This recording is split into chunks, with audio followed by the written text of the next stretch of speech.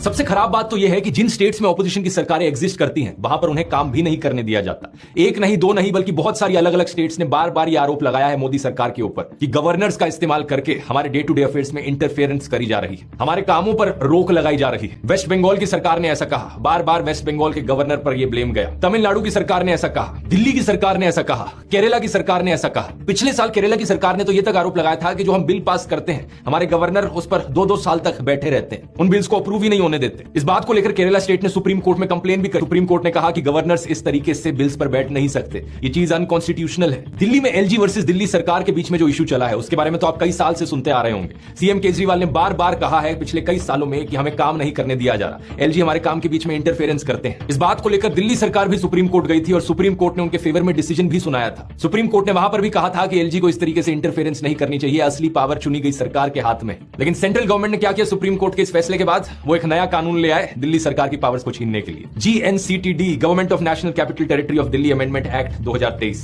इसका इस्तेमाल करके मोदी सरकार ने कई सारी पावर्स जो दिल्ली सरकार के पास थी उन्हें ट्रांसफर कर दिया एलजी के पास। हमने अस्पताल बदले थे, अस्पताल शानदार बना दिए, सारी दवाइयों का सबका इंतजाम किया। इन्होंने अफसरों के ऊपर उनकी हाथ मरोड़ के उन दवाइयां बंद करा दी। इन्होंने टेस्ट बंद करा दिए। मोहल्ला क्लिनिक में 3 महीने तक पिछले साल मोहल्ला क्लिनिक में टेस्ट नहीं हो पाए। इन्होंने पेमेंट रोक दी लेबोरेटरीज की। इतने गंदे और इतने घटिया लोग हैं ये लोग।